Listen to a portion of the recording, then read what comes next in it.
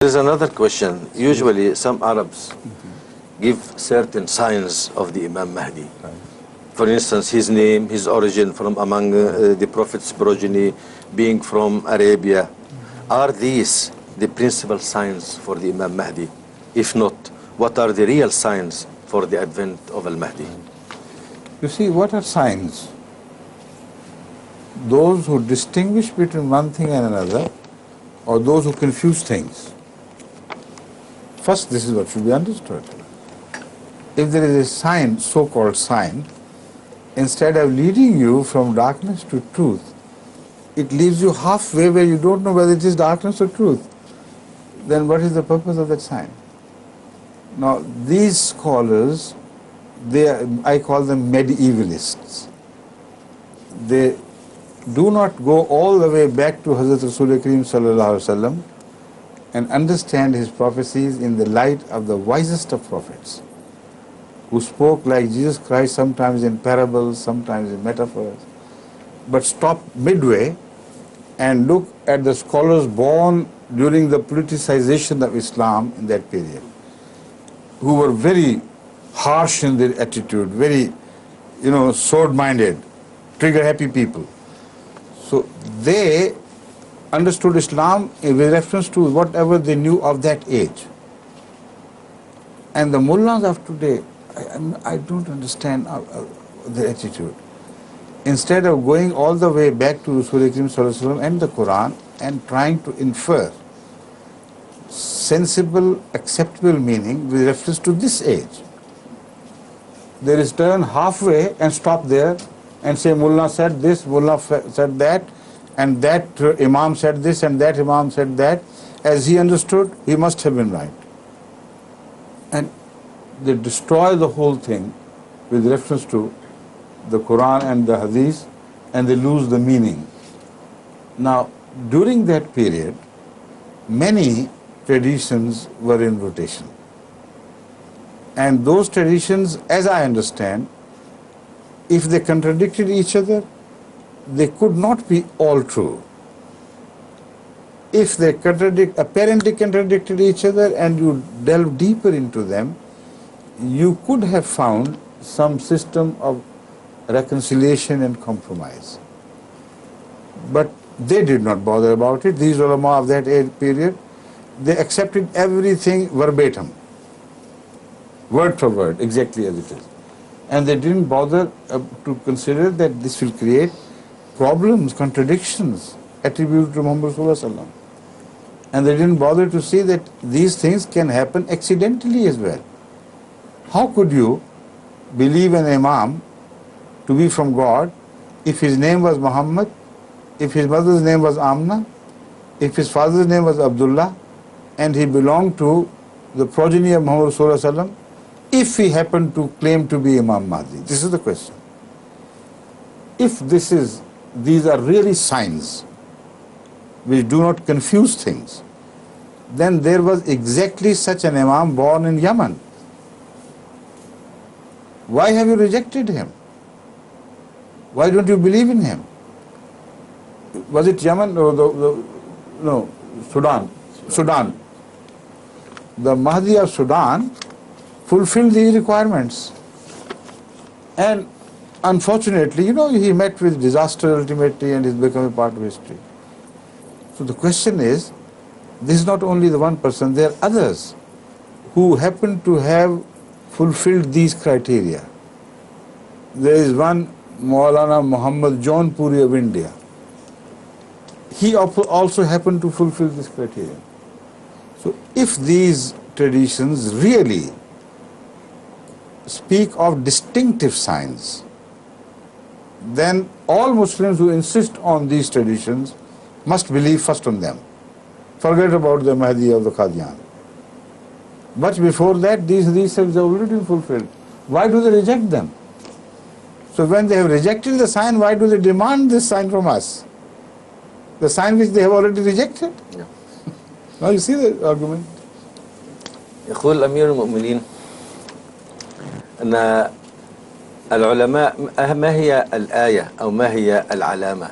هل هي شيء ليعرف الإنسان عنده الطريق أم هي شيء يقف عنده ويتحير ولا يعرف إلى أين يذهب؟ هؤلاء العلماء من الذي يسميهم علماء القرون الوسطى كانوا ذوي عقليات جامدة متحجرة تميل إلى السيف، قبلوا بكل الأحاديث ما تعارض منها وما توافق وكتبوها كما هي وأخذوا بها كما هي، وهذا شيء عجيب. الآن علماء هذه الأيام بدلا من أن يعودوا إلى النبع الصافي إلى النبي صلى الله عليه وسلم وإلى نظمه، إذا بهم يقفون عند آراء هؤلاء العلماء ويتمسكون بها رغم أنها تحيرهم وتضللهم. إذا كانت الأسماء اسم الأب واسم الأم والكنية ومثل هذه الأشياء من الأدلة أو من العلامات الراسخة التي تبين الإمام المهدي، فقد ظهر كثير من الأشخاص يحملون هذا الاسم محمد وعبد الله وأمه آمنة وينتمي إلى البيت مثل المهدي السوداني وغيره من الناس. فلماذا لم يؤمنوا بهم؟ لو كانوا فعلا يجدوا في هذه الأوصاف علامات يقينية على صدق المهدي لكان من الواجب أن يؤمنوا بهؤلاء الأشخاص. صحيح أنهم قد هلكوا ولم يوفقوا في أي عمل من الأعمال التي يجب أن يقوم بها الإمام المهدي، ولكن هذه الصفات كانت متوفرة فيهم، فكيف يطالبوننا بأن تتوفر فينا هذه الشروط التي لم يؤمنوا بها هم في غيرنا؟ Another example of the same, a few years ago in Mecca, a party of armed men under leadership fulfilled all the requirements of one of the ahadith about the Mahdi. He would make khuruj from here, then he will go and stand by the wall of the Mecca of Khana Kaaba and announce his Mahdiviyyat from there, and all these things were fulfilled verbatim, letter by letter. You know what the Saudis did to them? They slaughtered them, all of them. Did not spare a single soul. So when a Mahdi fulfills these requirements which you demand from us to be full literally, you slaughter them. So which Mahdi would you believe in then? You see? Please. وهناك مثال آخر كان في السنوات القريبة عندما ظهر أحد الأشخاص مع جماعة مسلحة وتوفرت فيه كل هذه الصفات من ناحية الأسماء، وذهب إلى الكعبة وجلس قبالتها وتلقى البيعة هناك وأعلن أنه الإمام المهدي، وهذا كله تحقيق لبعض الأحاديث. لم يصدقوه ولم يقبلوا دعوته كإمام مهدي، بل قتلوه وكل من معه دون أن يدعوا أحدا منهم على قيد الحياة. فأي مهد إذن هذا الذي سوف يقبلونه؟ وما هي الصفات التي يجب أن تتوفر في المهدي لكي يقبلوه؟ Now another hadith. Now if you take these hadiths literally, you know what would happen?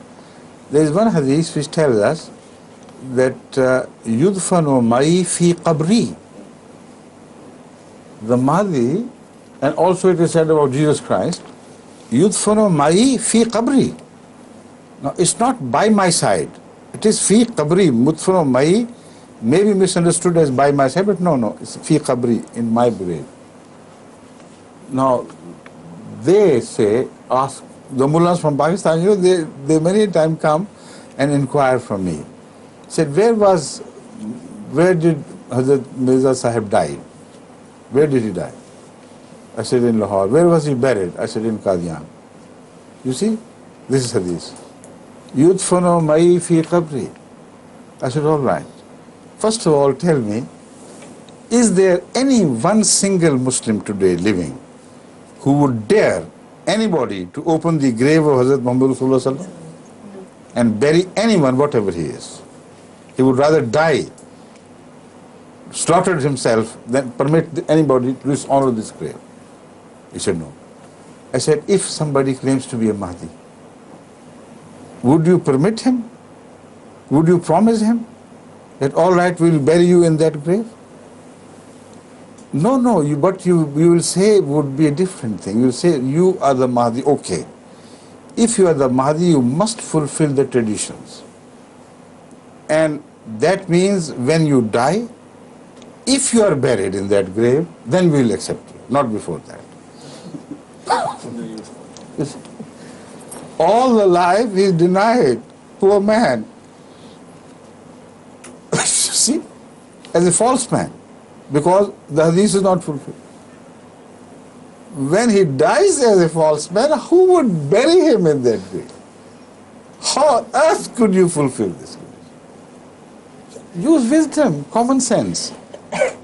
I can suggest a meaning which applies to which if applied to the touchstone of common sense and human nature, reads so well, so beautiful. When you say somebody is like me in origin, somebody is like me in death, don't oppose him.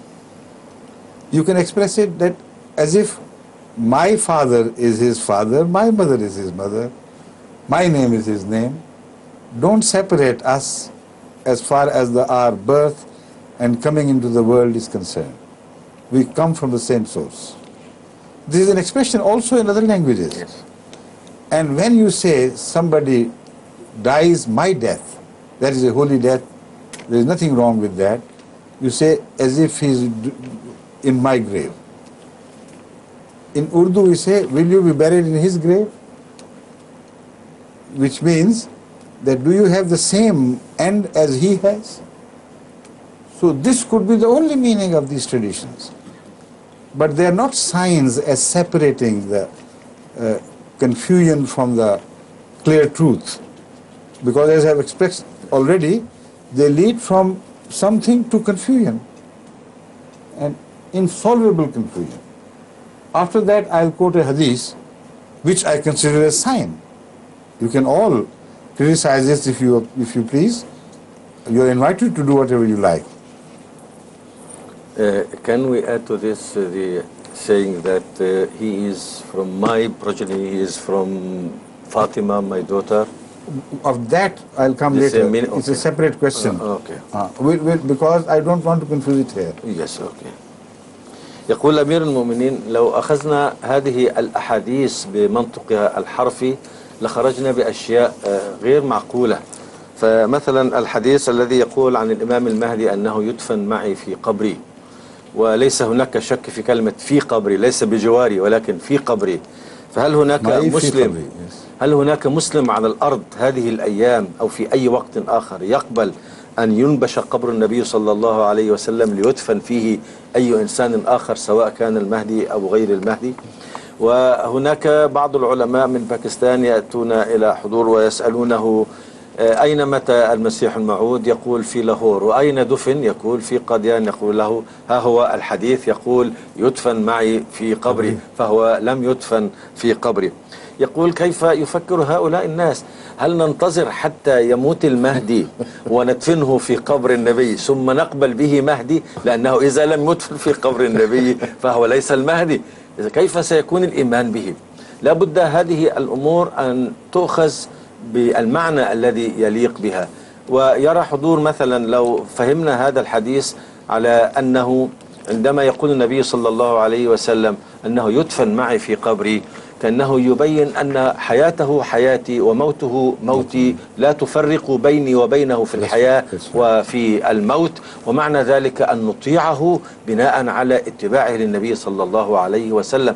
كما يقول أنت أبي أنت ابني، كل هذه لا يعني شخصيا، وإنما يعني العلاقة التي عندما أقول تدفن في قبري هذا معناه أنك قريب جدا مني وأنك مثلي تماما. وهناك أمثلة أخرى سوف يضربها. See, these ahadith, these traditions should be understood with reference to a verse of Jesus regarding Jesus Christ. You understand the verse, then you understand these ahadiths. If you don't understand the verse, you will not understand. It is the Holy Quran tells that Jesus said, Salamun alayya yawma wulidtu wa yawma amutu wa yawma ubathu hayya. So, Wiladat and Maut, they are referred by Jesus. And with reference to the future Imam, Muhammad Sallallahu is also speaking in the same terms. That his Wiladat will be holy as well as with peace from Allah, and as well as his death. So don't mock at him, don't laugh at him, don't separate him from me. If you do it, you will be separating him from me, you know. No. So these things are metaphorical, spiritual things. They should be understood in relation to the Quranic versions, Quranic verses. أن هذه الأحاديث تفهم على ضوء الآية الكريمة التي تتحدث عن سيدنا عيسى والسلام علي يوم ولدت ويوم أموت ويوم أبعث حيا. فهو ذكر موته وذكر حياته وذكر موته، فالسلام في الموت والسلام في المولد هذه كلها أيضا وصف بها النبي صلى الله عليه وسلم، فكأنه يريد أن يقول لا تهزأوا به، لا تسخروا منه، لا تعصوه، بل امنحوه السلام. Now, one tradition, there's so many traditions. There are other thing which I must point out, that no Mahdi could be considered as Mahdi who has lived his life and Jesus has not appeared during his lifetime. This is something very important which should be understood by all these people who are in search of a sign. Hazrat Muhammad Rasulullah is consistent on this, that Mahdi would appear first and then Jesus Christ, and both will share the same age. So all the Mahdis, whether they are Shia Mahdis or Sunni Mahdis of the past, do not qualify this test. They're out of the contest. Secondly, there is a tradition which, and this is why, surprisingly, nobody claimed to be Messiah, because they thought he would descend from heaven, and no false man could make him appear from heaven. So surprisingly, they all claim about Mahdiyat, but don't claim about Messiah. They know it's not possible for them because their understanding about Messiah was wrong, and it could not be fulfilled according to their understanding. That the prophecy could not be fulfilled according to their understanding. Now let's turn to another tradition which speaks of heavenly signs, which are beyond the scope of any man. Hazrat Rasulullah speaks of the two signs in the words, وَإِنَّ لِمَهْدِيِنَا آيَتَيْنِ لَمْ تَكُونَا مُنْذُ خَلْقِ السَّمَاوَاتِ وَالْأَرْضِ أَوَّلُهَا أَنْ يَنْكَسِفَ الْقَمَرُ فِي أَوَّلِ لَيْلَةٍ مِنْ رَمَضَانَ وَتَنْكَسِفُ الشَّمْسُ فِي النِّصْفِ مِنْهُ وَلَمْ تَكُونَا مُنْذُ خَلْقِ السَّمَاوَاتِ وَالْأَرْضِ. I have already spoken on this, haven't I? Yes, but with no detail. No detail.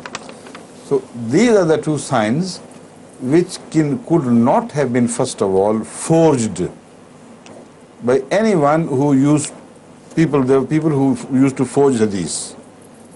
No man could forge such a hadith because it relates to something which is heavenly, and it could not serve the purpose of any false claimant. You see, this is also very interesting. So many Mahdis are found in history, so-called Mahdis.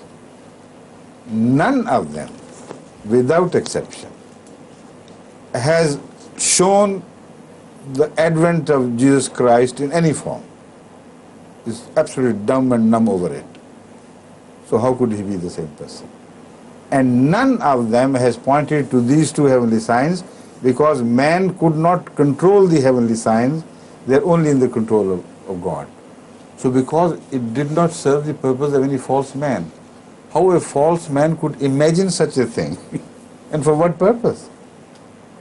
Every hadith which was distorted or which was concocted had some purpose, some ulterior motive to serve. And with this hadith there is no ulterior motive, because it's something beyond human knowledge, human control. So the two signs are, the moon will eclipse on the first of the nights, and the sun would eclipse in the middle of the days of Ramadan. Now, I have read old scholars who have written very clearly. I have got some references which I will speak during my address in Jalsa Salam. Inshallah. They understood the meaning before Ahmadiyyat, much before that Hazoor Akram sallallahu alaihi wasallam could only refer to the 3 nights of the moon eclipse and 3 days of the sun eclipse. And they understood, although they were many hundreds of years before, they were wise people and honest people, at least They understood by that time the nature of the eclipses because this was scientifically discovered.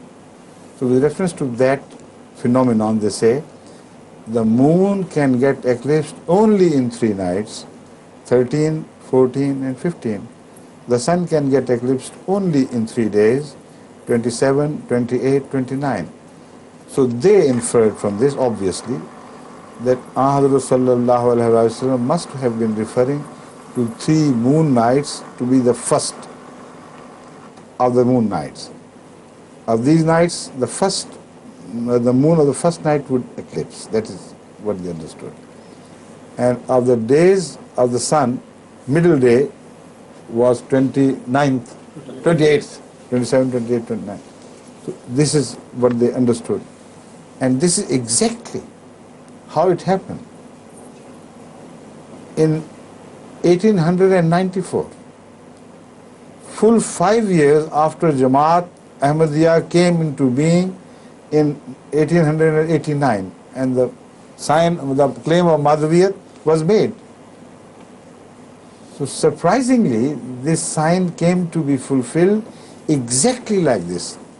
On the 13th of the Ramadan in 1894, the moon got eclipsed, 13th moon. And on the 28th, the sun got eclipsed. How could a false man even imagine such a thing to have happened? And no one has ever claimed this. So this sign has come to fulfill. Only some Pakistani mullahs, I mean those who don't know the true spirit of Arabic language, they say, no, we don't believe that because he said first of the month. And the first of the month is when the moon appears just as a slight, slice on the heaven. That should have been eclipsed. I say, for God's sake, Hazoor sallallahu alaihi wasallam was afsahul Arabi ba'da kitabillah. If he knew from God, as you tell us, that it would be the first moon of the first moon during the period of Hilal, that is the 3 first nights, that would be eclipsed. He should have used the word Hilal. Why did he say Qamar? If you have Hilal in mind positively, you would never refer to it as Qamar. Qamar is a general name also applicable to all the phases of moon, I agree. But when an Arab has Hilal in mind, he would never refer to it as Qamar. There is Royat Hilal committees. If somebody says Royat Qamar committee, won't you laugh at him? Say, what stupid man? No, it's Royat Hilal. He said, why not? The Qamar is the general name, it can also be applied to the moon. He said, all right, but we know Arabic better than you do. When you think of Hilal, you speak of Hilal.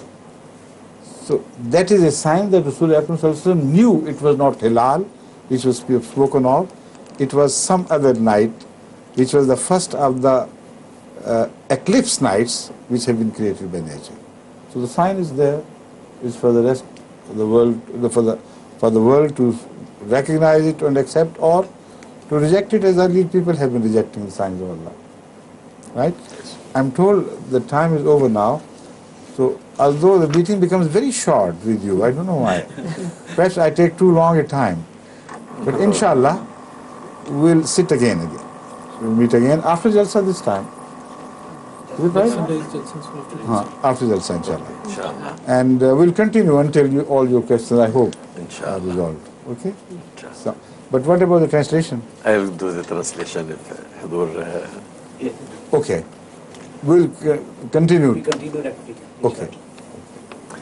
يقول In the same program? Yes, yes, program. Okay, please. We start from here. Yes.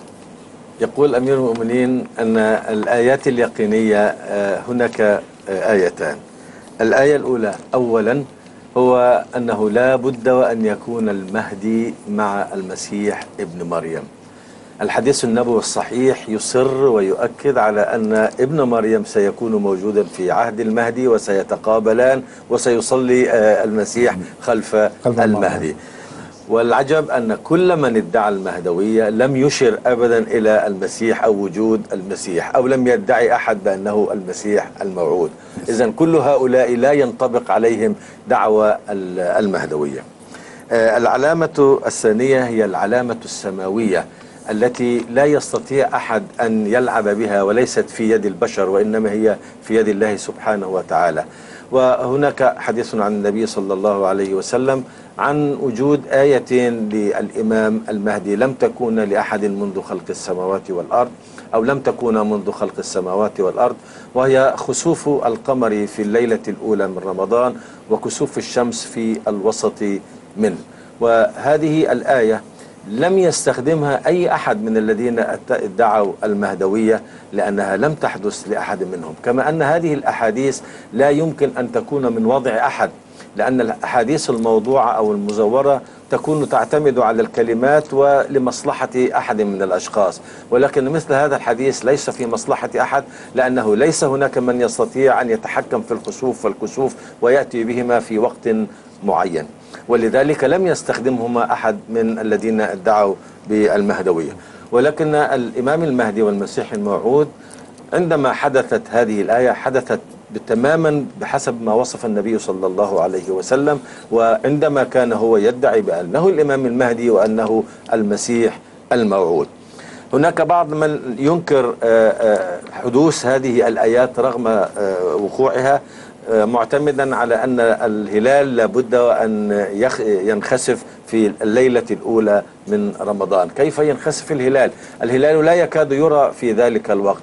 النبي صلى الله عليه وسلم يتحدث عن القمر، وفي أول الشهر ليس هناك قمر، القمر يكون بعد الثلاث ليالي الأولى.